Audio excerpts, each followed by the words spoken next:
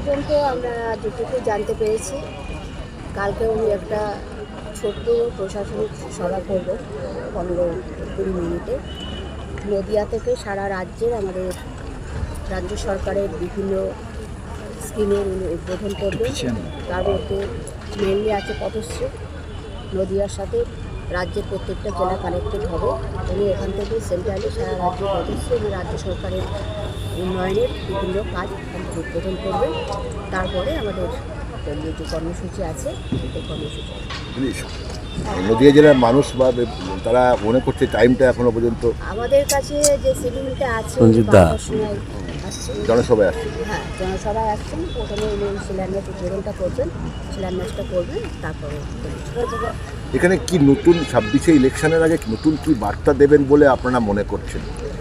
নতুন তো বার্তা কিছু নেই, কারণ আমাদের মুখ্যমন্ত্রী আমাদের পশ্চিমবঙ্গ সরকারের কাজ উন্নয়ন সারা বছর ধরেই চলছে। আপনারা দেখছেন প্রত্যেকটা জেলাতে উনি প্রশাসনিক সভা বা দলীয় সভা সবই করছে। নদীয়াতে সেরকম মুর্শিদাবাদে যে সংখ্যালঘু নিয়ে সমস্যা হচ্ছে হুমায়ুন কবির নিয়ে, আমাদের নদীয়া জেলা তো সংখ্যালঘু অনেক রয়েছে, অধ্যুষিত এলাকা রয়েছে, সেখানে কি নিয়ে কি কোনো কথাবার্তা আসবে এরা মনে হচ্ছে আপনার?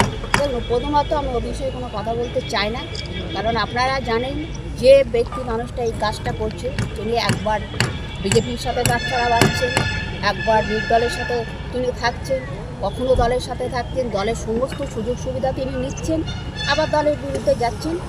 আমরা আশা করি এটা দলের কোনো ক্ষতি হবে বা এটা আমাদের বা দলগতভাবে এটাকে কোনো গুরুত্ব দেবে। নদিয়া জেলার প্রচুর মানুষ তো গেছিলেন মুর্শিদাবাদে ঈদ নিয়ে মাথায়।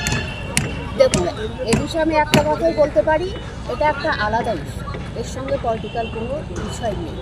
কারণ আপনারা দেখেছেন যখন রাম মন্দির তৈরি হয়েছে, সেটা সমস্ত মানুষের কাছে একটা আলাদা সেন্টিমেন্ট ছিল, সেটা রাজনীতির ঊর্ধ্বে, এটাও তেমন।